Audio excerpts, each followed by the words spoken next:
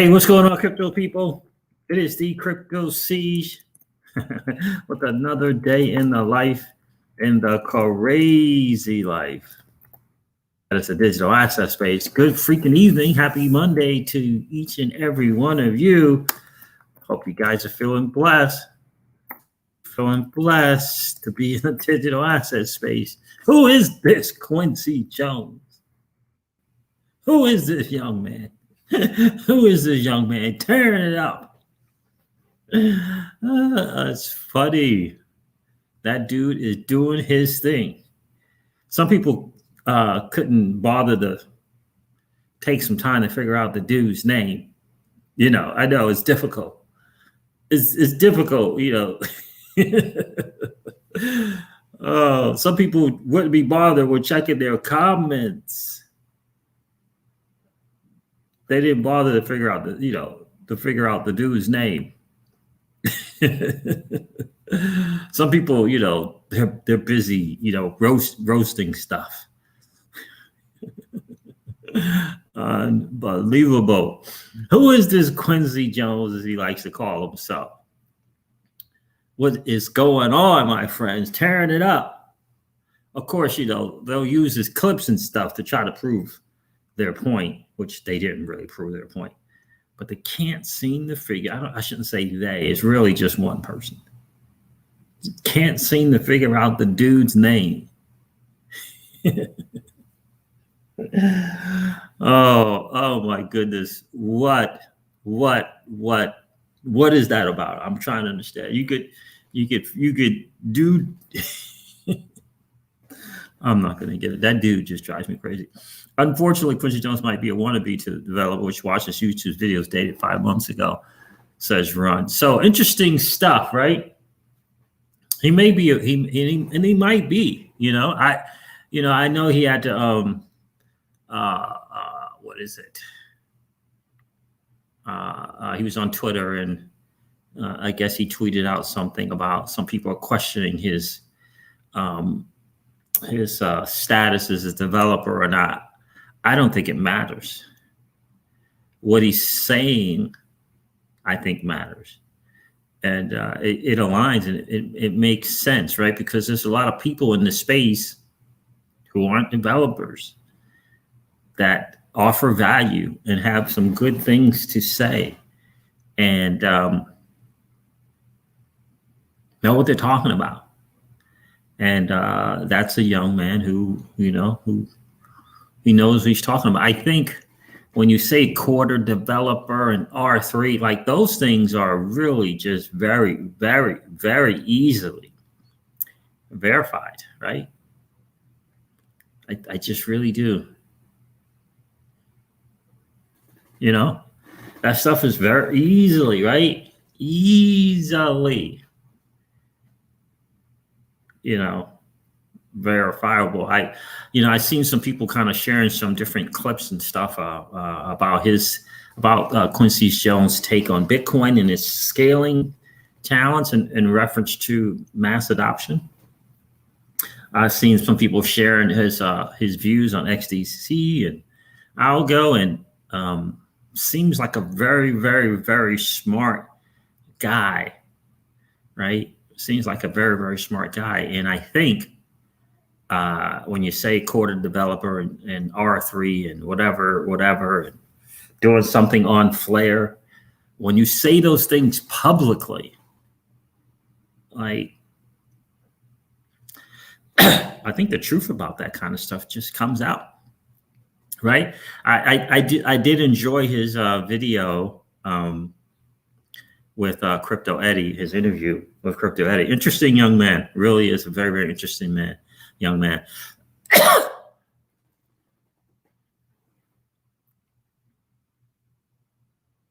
Right, very, very interesting young man for sure, and I appreciate him taking the time to share.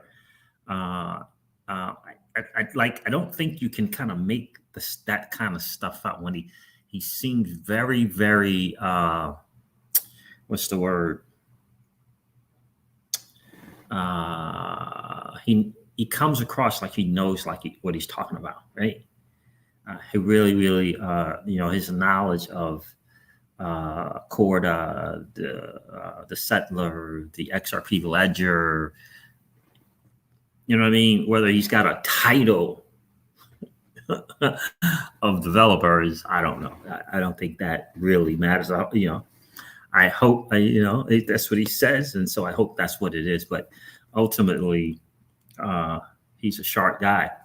He really is a very, very sharp guy. And why should we doubt him? If he says he's was a Corda developer, is a Corda developer, why should anyone doubt him? Is my thing. But sometimes, it's a funny place. I always say to people, the enemy is tricky. Enemy is really, really tricky. The enemy will get you to think that he doesn't exist, right? The greatest trick ever pulled was getting people to believe that he doesn't exist. And for me, the enemy is envy. The enemy is jealousy, right? The enemy is condemning, right? Condemnation. To me, the ego, perhaps, right? The enemy, right? So, and I saw he posted his certifications on Twitter. I saw that. So I'm not sure who's questioning him or whatever, but he took some time to give to the community. I think that should be valued. It's easy. We have so many smart people. Santiago Velez. What's the other guy who just took a job with? Oh my God, is it Michael? Something I can't remember his name. Took a job with Ripple or Spring or whatever. I forget his name. He's always doing stuff on Twitter lives and showing. He works like in kind of putting together the developers and the regular folks or the people. I forget his name now. Crypto Eddie always interviews him. Like, if a dude's knowledge or what he's saying is not on point. It's just way too many smart people. No, he's actually, hey, Keyless, how are you? He's the person I'm talking about is actually like he works for Ripple or he works for Spring. What is that dude's name? I can't remember his name right now. But my point to that is, though, when someone comes out and they're talking technology and they're talking the Ledger and they're talking Corda and they're talking the Settler and they're talking XDC and if he's not correct, if he's not correct on that technology front, it's going to be corrected, right? So, why question, right? Right? If he doesn't know about connectors and he's misstating, that will be corrected, right? When it comes from, we have too many smart people that are willing to share, like Santiago Velez. Is it Michael somebody? What is that dude's name? I can't remember. Anyway, we have too many smart people, right? Who would correct it, right? So for me, I like it. I enjoy listening to him. What a smart young man. And, he's doing videos, trying to add value to the community. So I think that most people should give him the benefit of the doubt. And certainly,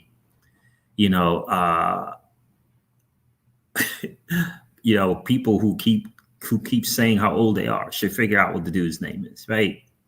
If you're gonna, there it is, Matt Hamilton. Yes, thank you, Keyless. Matt Hamilton, right? If you're gonna keep saying your age and keep calling yourself adult and other people children, take a second. I know it's beyond your capacity. But take a second to find out what the dude's name is. This dude, some guy, I think, this dude and this guy, and well, it says, what? I know. Take a second and just figure out who the dude's name is, right? Doesn't take much. But anyway, so that's kind of the deal there. So here's the thing. I know the dude's name's all over your comments and your videos. I know, I know it's tough to get to the comments of your videos. I know it's tough. I know it's hard for you, but maybe, he's on Twitter, right? So you could just click on him and follow him and kind of figure out what the dude's name is. Unbelievable. Matt Hamilton is the one. So between people like Matt Hamilton and Santiago Velez, right? If there's some guy who will come in front of the camera, turn the camera and the microphone on and talk technology in reference to the ledger and XRP and XDC and all that stuff, if he misspeaks, if he's in error, that's going to be corrected. So for me, I give him the benefit of the doubt. For sure, comes across as a very, very talented young man. So he was asked a question that it's so funny too, because when I get him on the channel, I was going to ask him that same question, and Crypto Eddie beat me to it.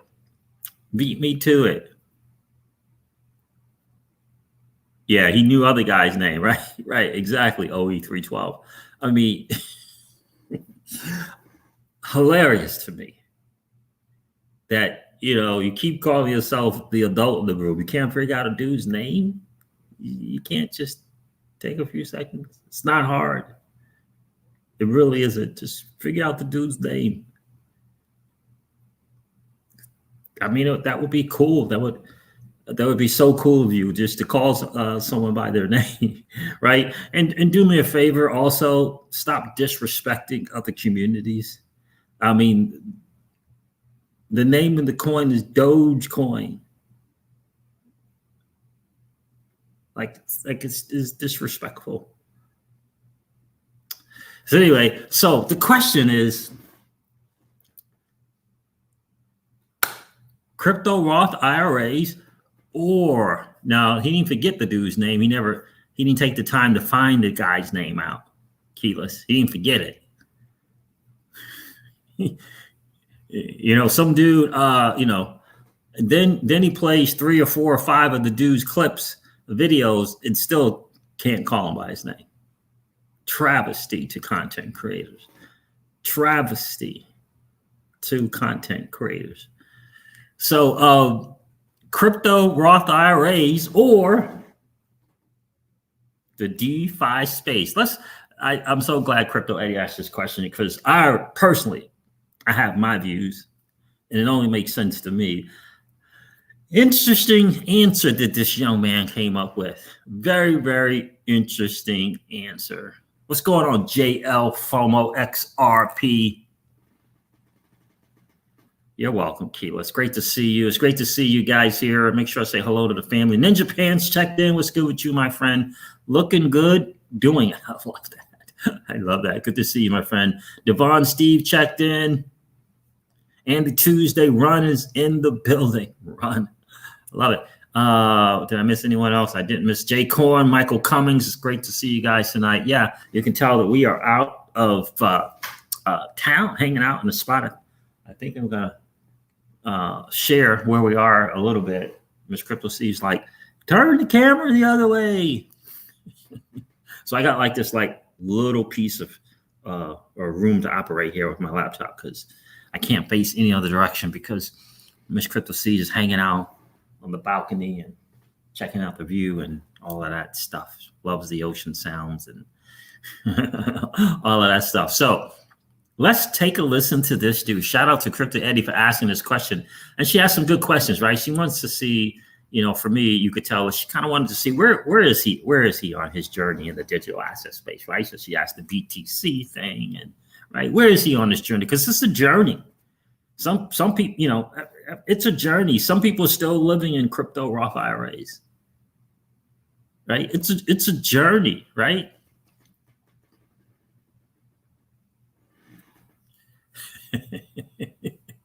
I mean, you could not like the coin. You can't call the coin by the right. You have to disrespect it. You have to disrespect it because you don't like it, because you don't feel as there's utility. You have to disrespect it. I don't get that. It's, I don't know why we can't come together. Why we always got to try to separate. Why I always got to try to, get into clubs and tribes and all this kind of madness. I don't understand it. Them likes too low, says Jay Corn. Do me a favor, guys. Hit that like and subscribe if you haven't done so already. Crypto Roth IRA versus DeFi. Let's listen to Quincy Jones share his thoughts on it. I thought it's very, very interesting. Let me see if I can't find it. What's going on, Crypto Eddie? It's great to see you continuing to do your thing. Great job with Quincy. All right, let's see. Do you think that we should, in terms of, let's take 10 years, should we hodl or maybe even park it into a Roth IRA? Or do you think we should maximize and leverage these tokens through as many products in the DeFi space that's coming on strong as possible? Holy cow. You want to talk about a $64 trillion question of a young man starting his journey in digital assets. Holy cow, what a great question. What do you guys think? Let me know in the chat. Where are you guys leaning? Hodl, park your stuff in the Roth IRA, or as many platforms in the DeFi space? Love to hear your thoughts on it. Let's listen to what this young man has to say. What do you think? Is there a balance there? What are your thoughts? I kind of have a weird answer, basically being neither. I don't think there's, I mean, if you want to call it like sort of a hodling strategy of just putting it in your retirement and not looking at it, I guess that's a way to look at it. But the main thing is, I guess here's the best way to put it. The main thing is, for one, the DeFi space is just so, like, there are good projects in there, but there are a lot more scams in the DeFi space than anything else. And you don't necessarily need to, like, it's almost like you don't necessarily need to keep like leveraging your assets to try to keep accumulating more and more through all of these different I don't even know what to call them. I don't like the way people go about staking because, like I said, it's the banking problem. There are a bunch of regulations in place to make sure the banks can't fail due to holding assets, but these staking platforms don't have that. And they can just fall over and take everybody's money with it, and that's that. And they can actually cause a domino effect where other exchanges lending to each other could all go under because there's nothing stopping any of that. And you can see this too. If you look at a lot of the DeFi projects, look at some of the interest rates, some of the APYs, they're absolutely insane. And like, there's no guarantee that can come to fruition. And if it does, fine. But if it doesn't and it implodes, you end up with these huge, they end up being way bigger implosions than they otherwise would be. Because of how risky they are. So I think as a whole, I would say as a whole, you're better off not being a developer or anything and say, I'm going to figure out what I'm going to do with my XRP on my own than to stick it into somebody else's project and cross your fingers that it doesn't go belly up. And that's the thing, like a lot of these, you got to remember too, a lot of these assets are the overall, so you got to remember the overall value of these assets are going to be entirely dictated by the mean demand of the future utility of enterprises using these applications. So the overall appreciation in value from use case is absolutely going to trump anything else that you do with it. Now, this isn't me saying hodl all your coins. This is me, and I'm just going to say this in general for anybody. If you truly believe in the technology, and you truly believe in the space, you truly believe in the interest rate, you truly believe in the absolute use case and whatever technology you're invested in, the overall understanding of how you feel about that tech is essentially saying this technology is going to have a broader use case in the future that's currently not taking place now, and I'm going to wait until that broader use case comes to fruition until I essentially do anything with these assets. Well, that's going to have a higher return than anything. I mean, this is assuming you believe in the technology. I'm not even saying the technology you believe in is the correct one. I'm saying this is from the logic of believing in the technology. If you ever believed in the technology anyway, then why are you trying to get these short-term gains in the first place? Because you understand that the technology is going to appreciate due to the use case and demand and due to people actually adopting it. So why would short-term volatility, why would short-term gains, even trying to get like a yearly return of like 4% on like your retirement or something, in my opinion, it almost doesn't even matter. And in my opinion, you're almost better off because the way the way people are going to make money off these technologies are they're going to conduct international commerce. So if I like let's say I was let's say I was some sort of a company that did international remittance transactions, and I was using XRP. Well, I'll use XRP to help send money from point A to point B, and then take a spread off of that person sending the money, and then continuously make money off the technology rather than put it in some sort of financial device. So you can use these technologies to make money off them. Most, like I said, most in a retail sense, you're not going to do much with it. But the people that know what to do with it will do what they need to with it. That is an interesting take and point of view from a sharp young man, and I think I'm qualified to call him a young man, being considering my age. Very, very, very sharp young man for sure. Interesting, very, very interesting, very, very interesting take on that, right? But that last part was very, very interesting to me. Right? Very, very interesting to me. He said, you know, the financial space can take the XRP and put it to use and make money off not just the spread, but in having other people continually use it. He said neither the crypto Roth IRA, retirement plans, or DeFi, right? And so I respect it. I respect that. I really, really do. Ultimately, this dude is saying, look, if you respect the technology and you get the technology, whether you're right about it or wrong about it, if you feel like you're right and you feel like you understand it, the greater use case and or if you will, demand from the technology, he said investing in the technology is going to outdo anything that you would be looking to do. And certainly 4%, certainly not in a Roth IRA, right? And I respect his opinion. Now, look, for me, I believe that the DeFi space is the future, right? I believe that decentralized, the Jungle check-in. What's going on, Jungle? Good to see you. I believe that DeFi is the decentralized this is, is the future. It's the new financial system. DeFi is the new financial system. Does it have to win? Yep, it has to still win, without question, right? It has to still win. But I love his answer. He said neither. And I just find it fascinating to me that a guy at his young age understands, he understands and has a stance. Right? He has a line in the sand, if you will.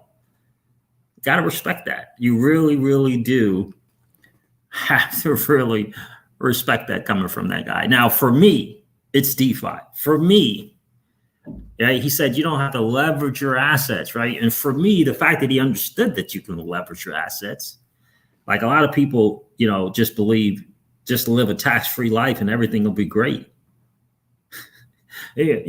Using Peter Thiel's.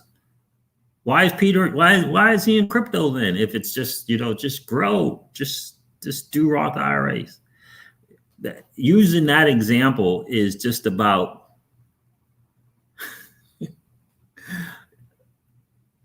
using the example of his stock in PayPal and having that grow to billions of dollars as an example for a Roth IRA is about the most insane thing I've ever heard. It's like Peter Thiel, PayPal stock.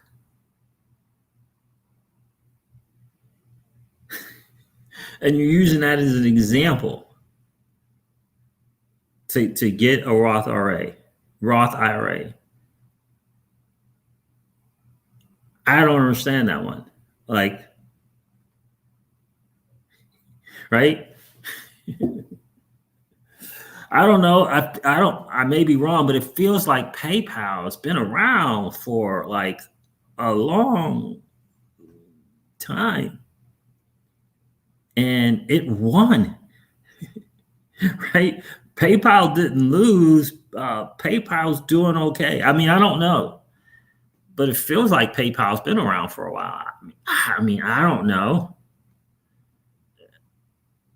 It's like saying Jeff Bezos had put a certain amount of money into Amazon stock and it grew to billions. So, you know, get a Roth IRA so you can save on taxes.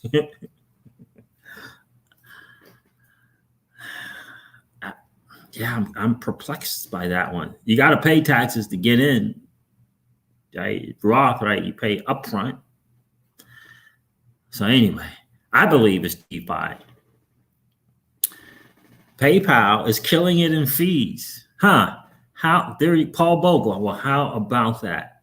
Now, let me ask you something, Paul Bogle. Can you participate in the what's the waterfall? The monsoon that is transaction fees. Can you participate in that? Do you have an opportunity to participate in that?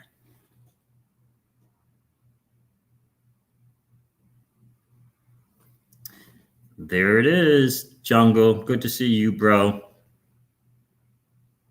So to use to use Peter Thiel, it is PayPal stocks as a reason to try and sell a Roth IRA. It just feels like insanity to me. It really does, right? So Paul Bogle, the answer is yes, you can. Yes, you can. Right? You can participate in Curve. You can participate in Sushi. You can participate in other DeFi platforms that have kind of crossed, if you will. Right? You can participate. What about being a lender and a borrower? Can you be both a lender and a borrower in the DeFi space? The answer is yes. Tell me how you lend your crypto and borrow against it. Maybe, I don't know. I don't have a Roth IRA. Tell me how you lend your crypto and able to use it as collateral to borrow against in a Roth IRA. Educate me, because I'm not aware of such an option. How many know that 0.3% or 0.2% of $22 million a day? Well, that's a ton.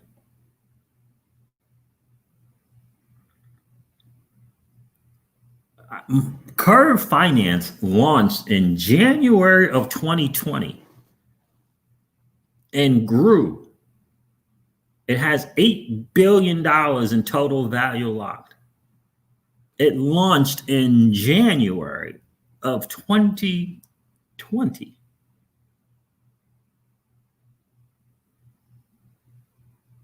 They have a monetary policy. Maybe it's a 1-year hold or 4-year hold, or however they got the stable coins and how you can position your stable coins in that platform to earn yield. Whatever the makeup is,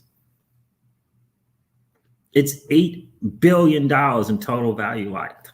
And they said to you that we're going to allow you to participate in the monsoon that is transaction fees. Providing stable coins, taking the stable coins off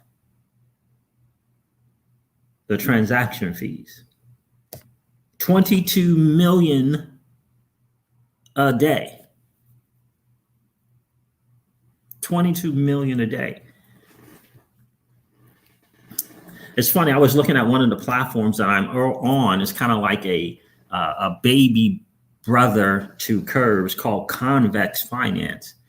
And I put about $1,200 in there. So it's really kind of a mix, because you can say you put $400 in CRV and then $400 of USDC and turned it into CRV and then CBX so you can deposit it. But ultimately you're putting $1,200 on. right? And it's been about, I don't know, maybe 9 days, I don't know. And I saw something, right? I kept seeing it going up and up, and some, $14 now, right? $14. And I'm thinking to myself, I'm trying to wrap the brain around it, right? Trying to wrap the brain around it, how it's working. Right now, they just have, they have incentives for you to use the platform. When there are incentives for you to use the platform, they pay you certain, assets, or pay you certain percentage of the fees that come across the platform, whatever it is. I could just leave the 1,400, right? And not continue to add to that. Currently, the platform is at 56 or maybe 54 million in TVL. My thinking is, it just launched maybe 90 days ago, maybe.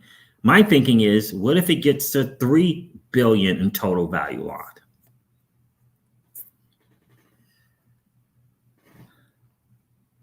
I mean, Curve is at 8 billion.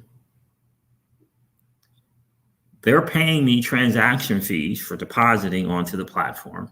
Now, it's a little different than Curve, because these, once you turn these in, that's it, right? You get other stuff. You get some 3 CRV, you get some CVX, you get other stuff.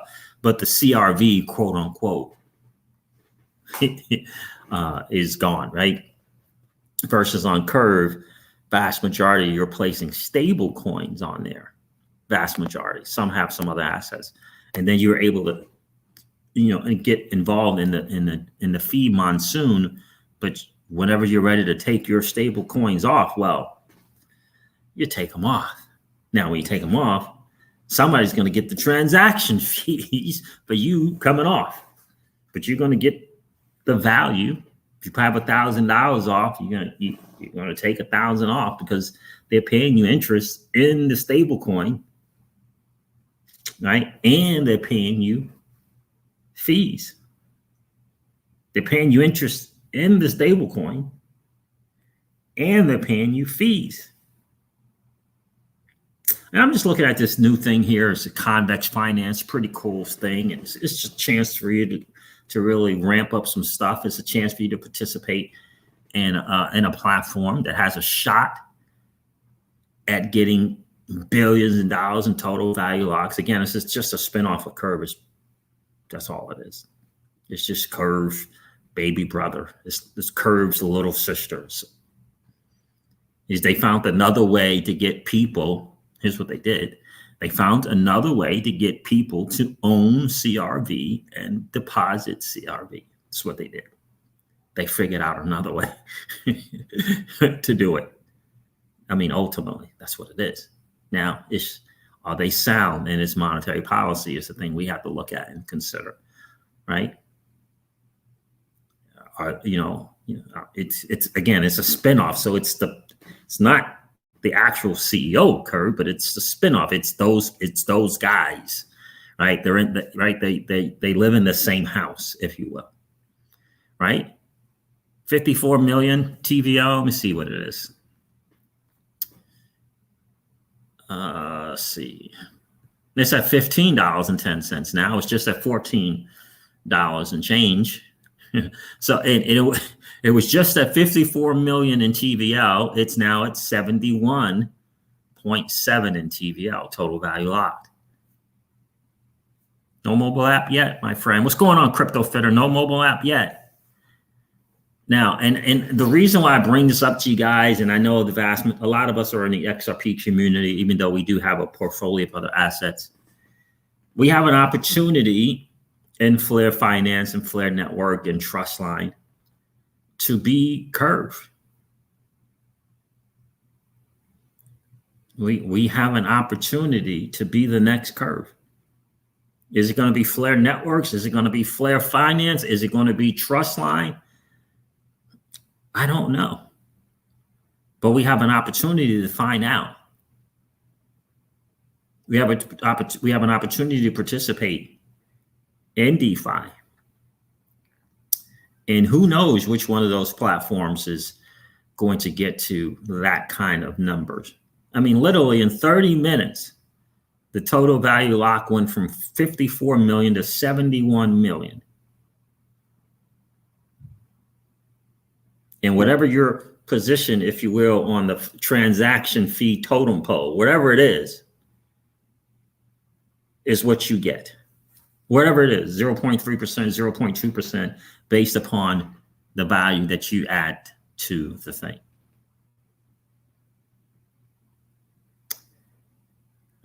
I look at it and, you know, yeah, I was like, man, I got like $500, right? I got it in USDC, and I'm like, what am I going to do with that? Part of me says, like, you know, your ratio to earning the token and depositing stable coins it's not good because you own no CRV. You got everything in stable coins. You got it all over the spot. You turn some stable coins into, I think I had about $200 worth of CRV that I put on Convex, maybe something. I can't remember how much I spent on it. Honestly, it's between $200 and $400. And then the rest I just turned stable coins into. So total net deposit was like $1,200. And the only reason why I'm saying the total net deposit is, let me share it with you guys, $1,400 is because the CRV went up. But you understand when it goes up, that changes your position in the exchange fee thing, or it could change it depending upon what you deposit. Let me see.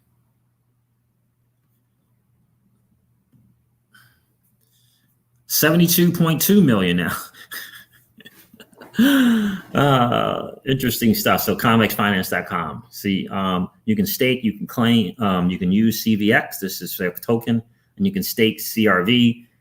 The cool thing is you don't have to have CRV to stake CRV, because you can go to 1x exchange, you can go to Quick Swap, you can go to maybe even Uniswap. You can swap what you have into CRV and deposit it on here. But anyway, it says here 840 CVX CRV, which is basically turning CRV into this whatever, right? So I remember I took like about $1,000 in stable and about 200 in CRV that I had. I had some CRV 1 inch and I had some band deposited on here 7, 8, 9 days ago. I don't even remember what it is. Honestly, I really don't even remember.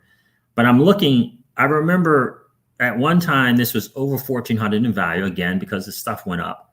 And in the first 4 days, this number, which was like 1,200 or 1,300, it was going down. It was 1,200, it was 1,100, right? It was going down on the right-hand side, this, right? Because it's the value. It was going down. But this number over here was going up, right? 1 cent, 2 cent, 4 cent, 5. It was going up while this was going down. And it just got me thinking, that's what I want. It's not about the value of the asset, because the value of the asset goes up and down. It's, can you position yourself where this number on the left keeps going up? Right? Because whether the market is up or down, ebbs and flows, sideways movement like the biggest crab ever, transactions are taking place. People are depositing and people are withdrawing. Yep. Right? People are depositing and people are withdrawing. Some food for thought. So how many of you guys kind of appreciate? So let me share this a little. So the interest on this is 78.02% right now, currently, right? And what you get is you get 36.42% on CRV. You get 31% on CVX, Convex, their token. And then you get 10% of this 3 CRV, which is like an LP token, if you will, right? That's how you get the 78%. And that goes up. It was 100% a few days ago. It was 100%, I think, when I first entered, right? That changes. It goes down, it goes up. It changes. But over here to the right on this TVL, That, my friends, again, it was 54 million, now 72.2 million. This on the left is based really upon this and its transaction fees. Interesting thing, and by me depositing more of something, right? Me depositing stable coins, turning the stable coins into CRV, right? Maybe CRV and CVX CRV, whatever I want to do. It's just money. It's money. It's you're depositing money. Ultimately, that's the way I see it. This here to me is everything. Total claimable, right? So let me see if I hit claim, just as an example. 4.1 CRV I've earned, 2.27 and 1.9 CVX, because right now they got a, big time, what is it they call boost? It's a boosting platform. That's what they're calling it. And this platform or program, if you will, this boosting may only last a year. CRV boost 2.5x. CRV boost, if you deposit at Tether, 2.5x. If you wanted to, you could deposit Tether and you could, get that, and you give you that, get you 2.5x on the CRV that you would earn. It's $253,000 locked up, not much. If you did compound, 87 million compound on there, 8.07%. The CRV boost is 1.69%, and so on and so forth. But again, for me, it's about the transaction fees and being able to participate in that. What's going on, Crypto Kahuna? Being able to participate in that. That's, I think, the main thing. Are we going? No? No. Nope. And being able to participate in that. And I just honestly believe with Flare Finance and what is it? The other one, Trustline, we have an opportunity to do that. What's going on, GDLT? It's good to see you, bro.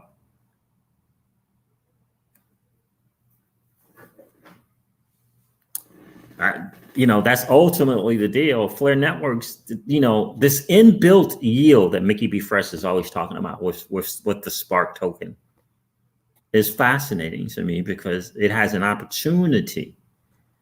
It has an opportunity to do that Spark token has an opportunity to do some pretty interesting stuff. Really, really does. And it really starts with us as a community participating. Adoption, network adoption is a massive thing. And I know there was some talk today of when it launched, what's the price going to be, 1 cent, 10 cents, or $1. What I think is fascinating is I'm going to be able to get more of this thing that could have a value of 1 cent, 10 cents, or $1 by just participating, delegating some Spark tokens, getting more Spark tokens, wrapping, doing some governance thing, minting my XRP into FXRP. Yep, they got this variable thing in terms of minting it. Yep, and you're going to get Spark token in return with an opportunity to compound that. What is Flare Networks going to grow into is the question. We don't know. Someone in the comments just said a lot of people thought Curve Finance was a scam. Look, it's only been around since January 20. January 2020. That's not a long time. That is not a long time. And to get to 8 billion TVL, and for the people who participated in that platform from the onset, how do you think they're doing? Do you think, here's another question for you. Do you think their biggest money is in the asset and this asset appreciation? At one time, I believe it got as much as to $60. Or do you think it's in the transaction fees that have been going on for a year and a half with the TVL of 8 billion? 8 billion in total value lock. Which one do you think? Anybody answer my question on the Roth IRA? I don't know. Can you be a lender and a borrower there? Can you participate? Do they have a monsoon of transaction fees for depositors? I'm asking. Do they have a monsoon of transaction fees for participation?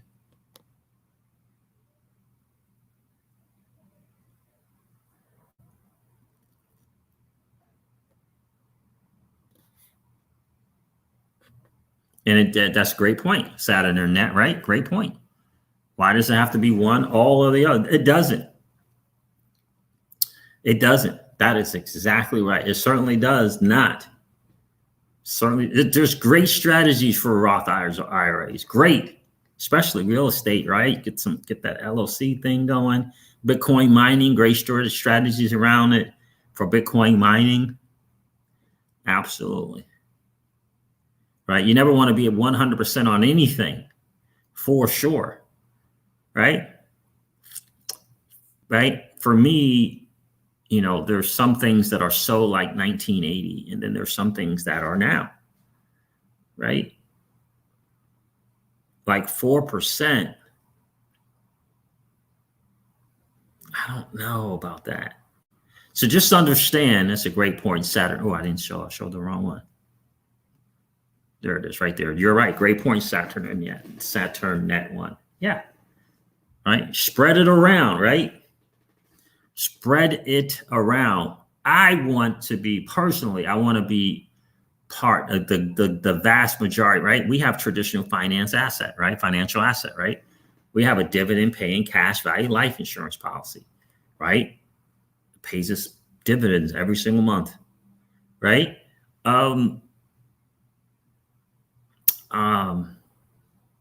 Right? We don't have 100% of our cash in that, right? We just have one.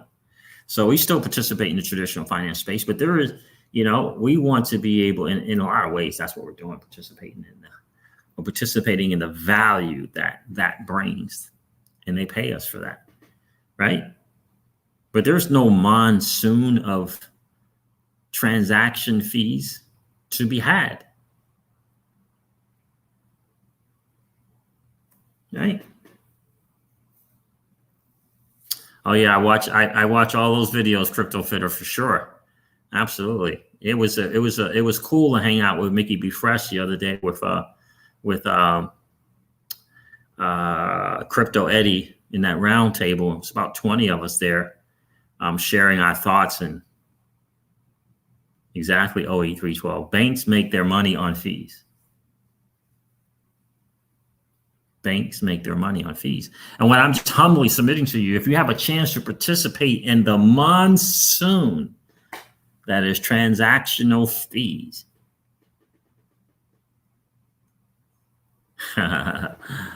Oh, nice. Thanks, Josh. Josh signed in from both accounts just to give me a like. I appreciate that, bro. Good to see you, my friend. Right? And I think I feel really comfortable in believing that we have a shot with between Flare Networks and what they're doing with the Spark token. Who knows what the use cases of that Spark token will be, with this ability to now wrap that Spark token. Who knows? Who might put that Spark token in a DeFi platform somewhere else? Who knows? But between Flare Networks, Flare Finance, and Trustline, certainly Flare Finance and Trustline, you're going to have that participation to participate in the monsoon of transaction fees. You just got to get comfortable with when I see swap, what does that mean? When I hit pool, what does that mean? What does farm and yield mean? Right? You got to be comfortable with what those things mean. You got to kind of get your brain around a little bit of impermanent loss. What does that look like? What does that feel like? I mean, the overall nutshell idea of it is you make up in fees for any impermanent loss that you might incur. I know that some people have some kind of strategies around, kind of hedging it. doing some kind of, some other stuff, right? Hedging it with holding on to the asset, or hedging it and shorting it and stuff like that. But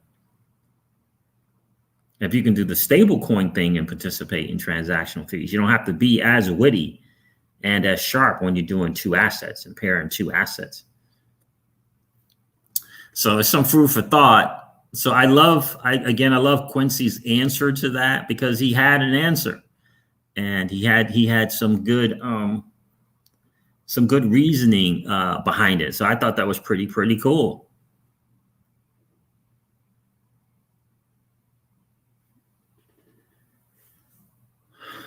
Right? I mean, I thought that was pretty cool.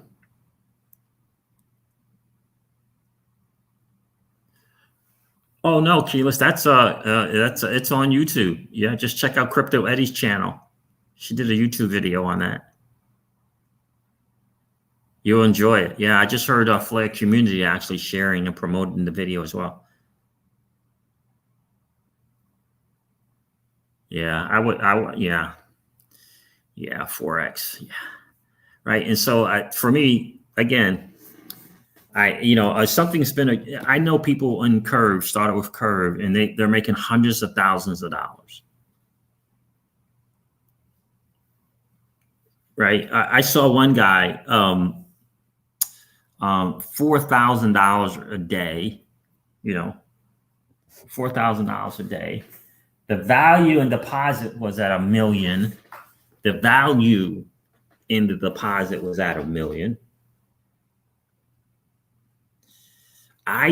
Me personally, 4,000 a day is how much a month? One something? 120,000 a month. 4,000 a day is 120,000 a month in cash flow. 120,000 a month, isn't that $1 million? Isn't that $1 million a year? Over $1 million. So I'm looking at, he shared it with us. I'm looking at his total deposit just on the right, just like I share with you guys. I believe it was 1.4 million. So 1.4 million, right? 4,000 a month. He said it was over between 4,000 and 5,000 a month at one time, right? I just want you to think about it for a second. His numbers on the right, the total deposit in terms of value, 1.4. In a bear market, that thing might be down, right? Might go down. So the 4,000 a day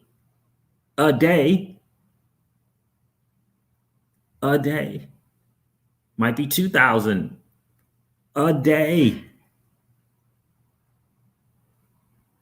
But it might be 3,000 a day for the same downturn. Why? Because the transactions might go up to offset the loss in the value. That's how I'm seeing it. You see what I'm saying? The number of transactions might go up to offset the depreciating asset in its value. The number of transactions might offset that. It might go up from 4,000. You see what I'm saying?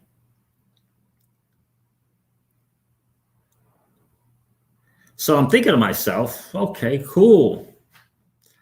The digital asset space and asset appreciation, surely a lot of people can get from where they are to $100,000. I think a lot of people can kind of get to that. And, take 50,000, put it in a place where they allow you to participate in the monsoon. I'm just thinking out loud. I'm not telling you what to do. You can participate in that monsoon. And who knows, that 50,000 might turn into $100,000 in value. But since it's placed in the monsoon of transactional fees, What's the daily money looking like?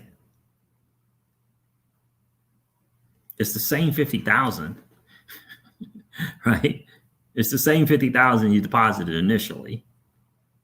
It's just the value goes up, but it's the same 50,000. But since you deposited the 50,000, you're participating in the monsoon of transaction fees, which just happen to be growing and not declining.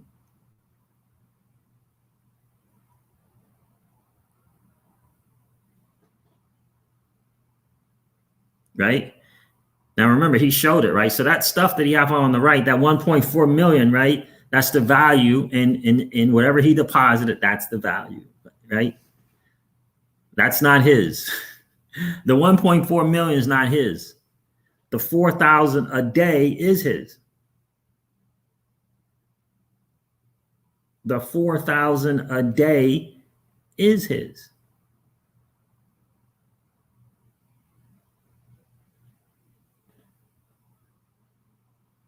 Yeah, 120 grand a month. That's not bad, right? Look, once you deposit, right? I'm just thinking out loud. I'm not telling anybody to do this. Once you deposit it, like, you know, trying to think of the work involved after. Like the platform is, right? Got the policy. They set up the monetary policy. It's very, very interesting. I cannot wait to do that. I can't wait. I can't wait to have a certain amount, you know, on Celsius. I can't wait to have a certain amount on a platform like Curve or Convex and just build cash flow. Just build cash flow. Strategies around building cash flow. And during the live stream, you remember Keyless, right? During the live stream, he was at $1,500 a day. He's at 1,500. Anybody feel bad for him that at one time he was at $4 grand a day, and that particular day he was at $1,000 a day. It was actually $1,500, like $1,500 a day. Y'all feel bad for him? You feel bad for the guy? 30 grand a month, 40, 45 grand a month, whatever. Y'all feel bad for him? Could you imagine fluctuating between $30,000 and $120,000 a month?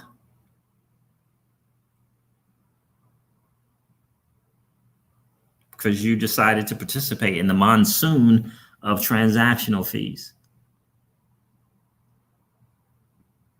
What's going on, William Leather? Good to see you.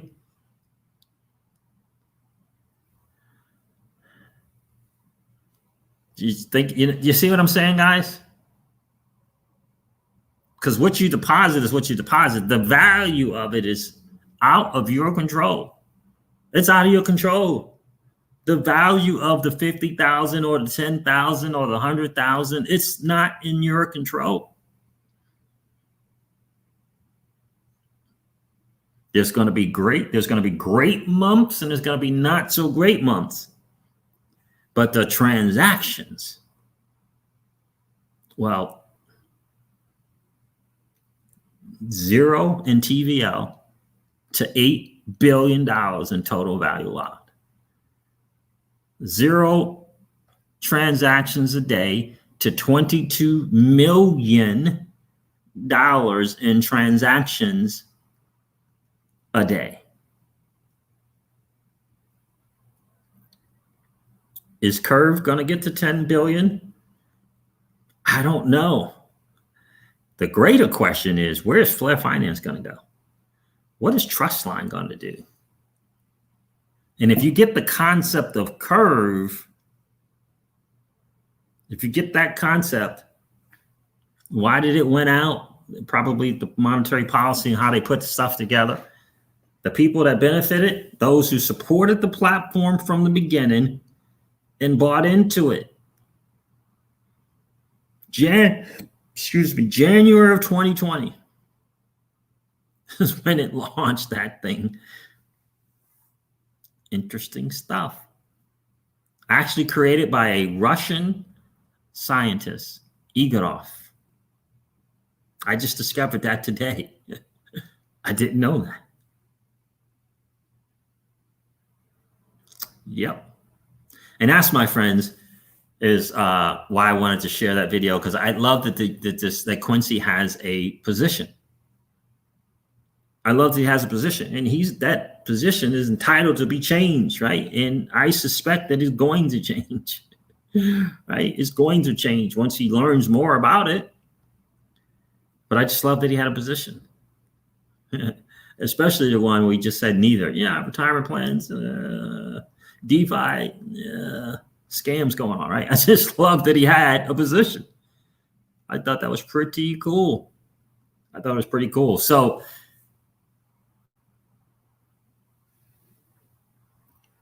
right? So, the asset, this buying, the reason why Crypto Eddie asked that question, in my humble opinion, because she sees that the ecosystem, the DeFi space, this new asset class is evolving. It's no longer the 2017 digital asset space. It's just as 2021. DeFi and its possibilities are here.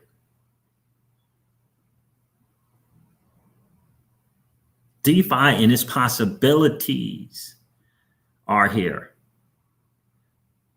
Flare Networks has given us an opportunity, for those who decide to take it, to mint FXRP and create cash flow.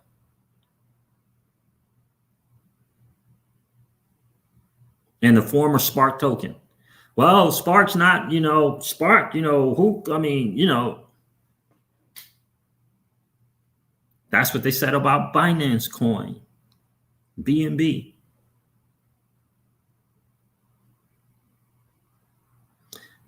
The vast majority of people in the crypto space thought Matic and Polygon was a scam. Oh, no. All these DeFi platforms offering it as terms of earnings, and now look what happened. They created this layer 2 thing, and look what happened now. Now everybody's trying to earn Polygon. Celsius paying double-digit interest on it at times. Why can't that be Spark? We don't know. Here's what I do know. If you buy some Spark token and you put it safely on a non-custodial wallet and you don't appreciate and you don't put it to work, you're dependent upon the market. You're dependent on the ebbs and flows and ups and downs. You're beholden to the market. And by the way, when you buy some Spark token, you're using your dirty, nasty fiat to get more. Not that I won't, because I want more. But at some point in time, it's got to be have enough. At some point in time, it's got to be, I hit that milestone, just like with XRP.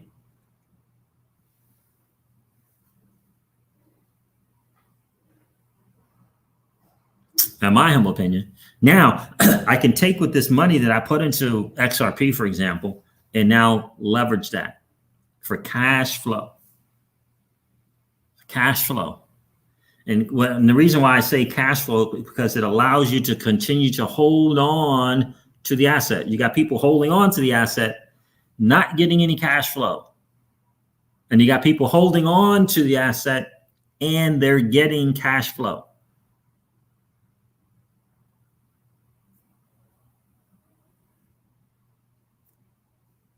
Some people get cash flow in other tokens. Some people get cash flow in the native token. I'm getting cash flow on the native XRP, like I was doing on Celsius. So the same amount of XRP deposited, right? I'm not buying more, but I'm getting more, right? And I'm getting more. Whether the market goes up, there's asset appreciation, or market goes down. I'm getting more, right? Do you see what I'm saying? I'm not sure if you can do that in a Roth IRA. And I know for sure I'm pretty sure you can't borrow against your collateral. Maybe I'm wrong. I don't know. You tell me. Those of you who have one, if you have a crypto IRA, please educate me. But I don't believe that you can. So that's just kind of my food for thought on that. But ultimately, guys, you know, I hope that you take the time to learn about Flare.xyz. I hope you take the time. Look, if you don't have it, you know, you can just go to thedefistandard.com and just read a little every day. You can listen to Patty XRP and Mickey B. Fresh. Learn a little bit every day. 28 million. Is that supposed to be a month? I don't know if it's 28 million Spark a month or a day. I don't even know. 28 million. Every single something. I don't remember which one. If it's a penny, it's a penny. If it's 10 cents, it's 10 cents.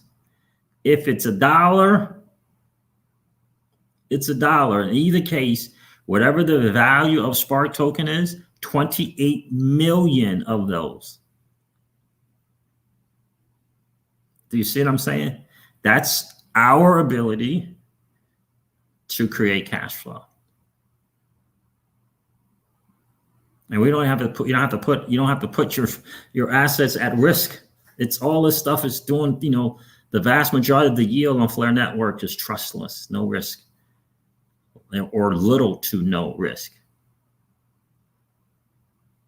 You know, certain amount of risk if you're going to delegate your Spark to an agent, right? Certainly if you get, once you get to Flare Finance and you bring your NF asset over there, there's a certain amount of risk to that as well. And you got to weigh, you know, the impermanent loss thing, you got to weigh that versus the monsoon and transactional fees. You got to weigh it.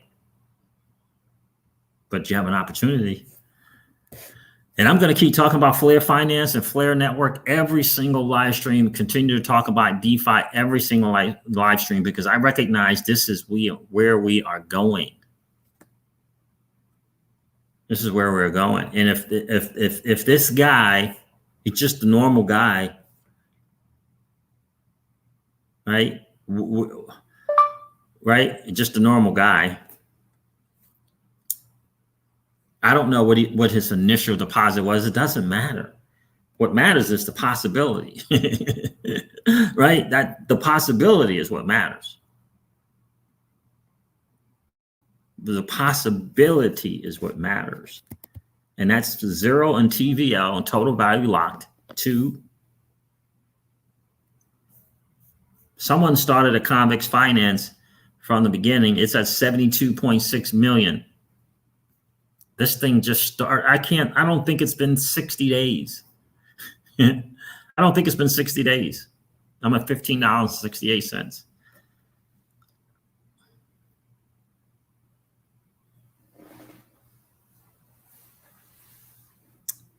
Think about the possibility, guys.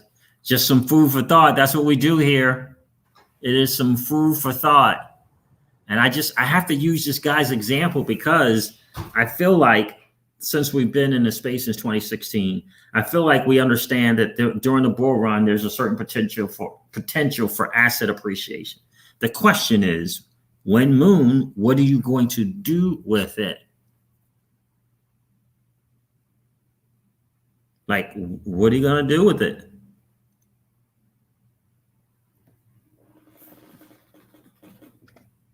What are you going to do with it? That's kind of the thing. What are you going to do with it? I know a certain amount of our crypto is going to go on Celsius.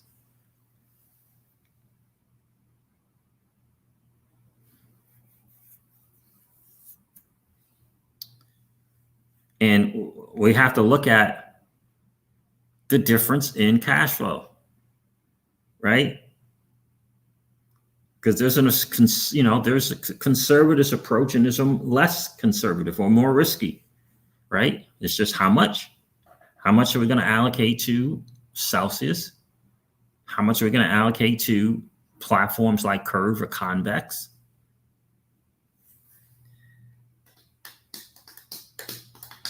Because for me, it's cash flow. Wouldn't it be exciting to get to a point where you're making $4,000 a day? It's right. It's for me, it seems like it's right in front of us. Like we didn't set up the setup, as my mentor used to say. You know, we didn't set up the setup. We didn't set up that monetary policy. We didn't set up this policy of Convex doing this CRV boost, as they're calling it. Ultimately, what they're trying to do is get people to deposit, which is essentially into perpetuity CRV. One way or another. You can do the 1 year, 4 year on Convex Finance, or you can do something like here where it's gone and it's turned into CVX CRV and 3 CRV and CVX. But in either case, that's the deal. But ultimately, they say, what we're going to allow you to do is to participate in the monsoon of transactional fees. Transactional fees when people deposit, transactional fees when people withdraw.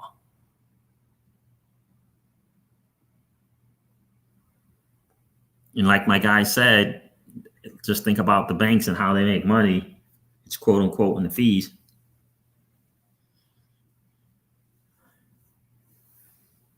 There you go, Travis. I hear you, my friend. You said the test is over for you. I hear you.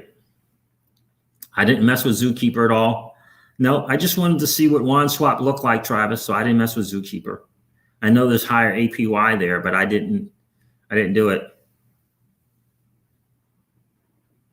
Yeah, Dan, Rob, I heard about Celsius having to move out of the UK because the FCA is messing around. It's going to be interesting to see where they land in the US.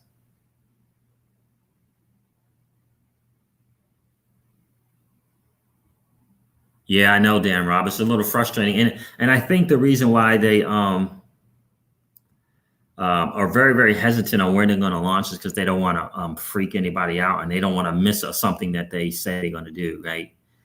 I know. Everybody, it's big time anticipation for sure in reference to Flare Networks. It really, really is.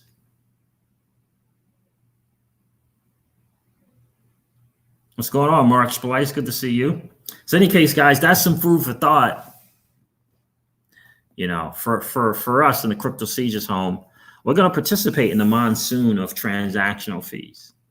We won't be all in on any platform, not Celsius, not Flare Network, not Flare Finance, not Trustline. We'll split it up. We're going to split it up. We'll split it up. Some will weigh a little bit more than others. You know, Miss Crypto Siege is more on the conservative side, right? But we got to have a certain percentage for the more risky, if you will. So there's some food for thought, guys. I hope it makes some sense to you. I hope it makes sense to you. All right, guys, listen, I'm going to wrap up this video or stream like I do all of my streams and remind you guys of this. Old money doesn't want you to win. But that's okay, though, because you and I are already winning. Have a great rest of the night, guys. I'll see you guys tomorrow. See ya. Bye.